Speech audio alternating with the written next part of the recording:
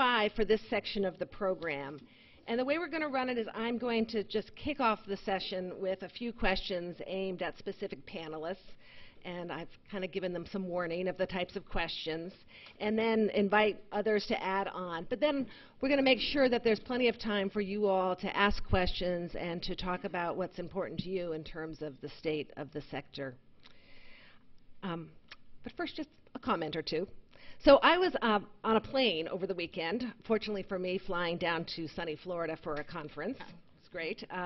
But one of the best rewards, I think, for flying, and I actually like to fly, which is good in this job, is you get uninterrupted reading time. So I did have a chance to read most of Big Citizenship in its bright orange color.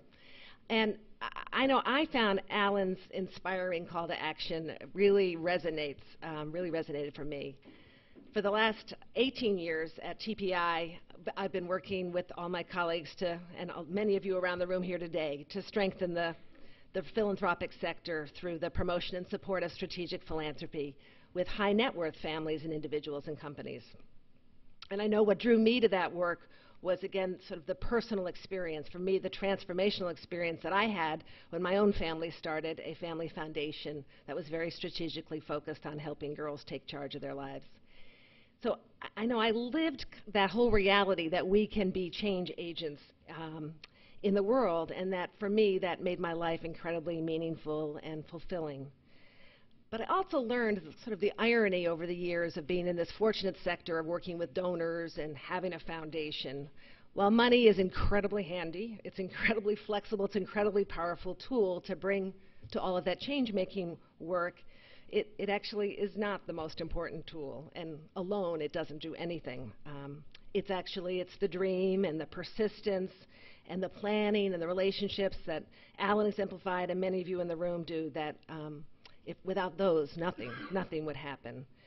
So I was struck by his message once again. It's not just about the money at all. The extraordinary growth of foundations, nonprofits, and corporate social responsibility over the last 20 years is pretty much of a testament to this empowering phenomenon of this sector in our society in general. And I'm sure like many of you, incredibly encouraged by what's coming out of the millennial generation, my own kids, and so many others, in terms of their goals and their expectations for civic engagement among themselves, in their family, and their peers, and in their employers. But of course, there's a lot of discouraging news out there too, not least of which is about philanthropic giving and government funding and the hit that that's taken and the stress on the nonprofit sector. Long term, the reality, of course, is that giving as a percentage of gross domestic product in the U.S. has stayed within a pretty narrow bandwidth. It's really been growing with the economy, sort of 1.7 to 2.3% for 40 years. So there are limitations on the financial side. And so again, it just affirmed for me again, thinking that it's important for us to focus on all of the assets, the human assets, the social assets, and the financial assets that really drive this sector and bring change in our society. So that was what struck me as I read the book. But let's turn now to the panel, who really are prepared to talk about some of these important questions. And the first question that I wanted to ask, I'm going to ask Kelly to talk about first, which is right to this concept of big citizenship that Alan talks about.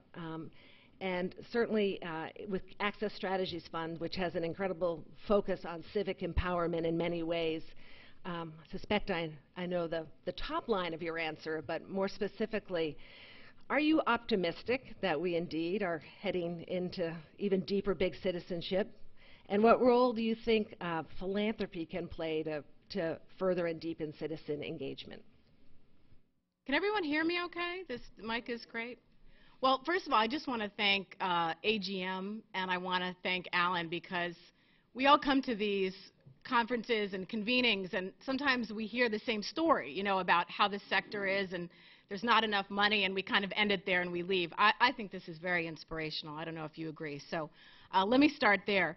At Access Strategies Fund, we're a private foundation, and we've really funded for over 10 years this issue of civic engagement and civic participation. Like Alan said, we really believe in big citizenship, that people should be participating in the political process, and they should be engaging and amplifying their voices.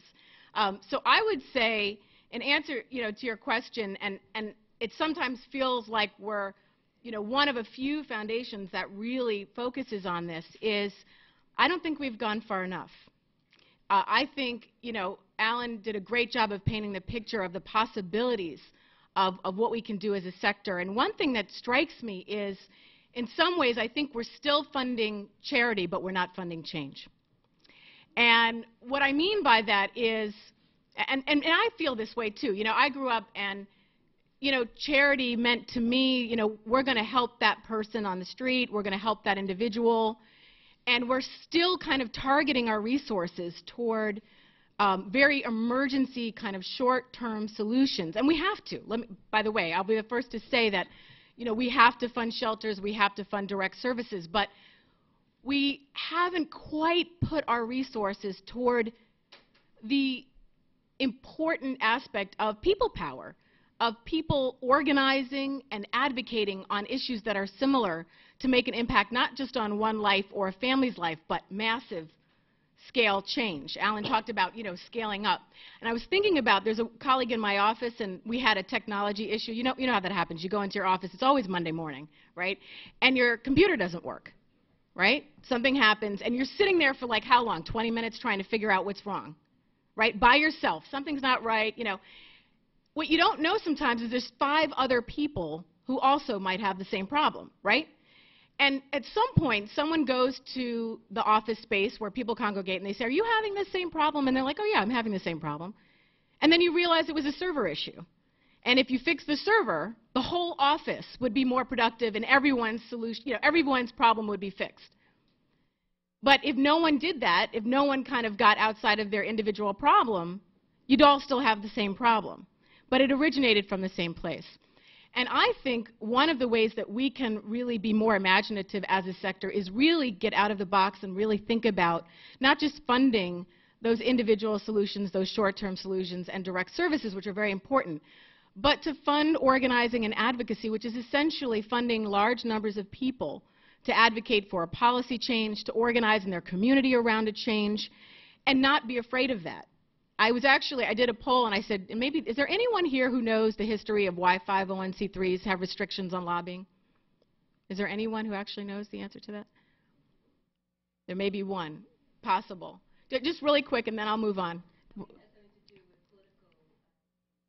Political campaigns back there, yeah.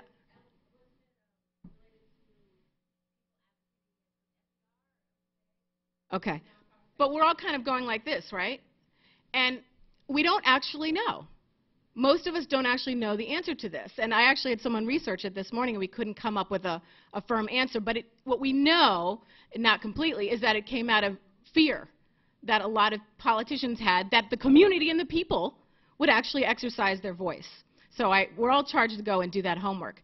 But in reality, many nonprofits can engage in advocacy and organizing and lobbying and nonpartisan civic engagement. They can endorse candidates.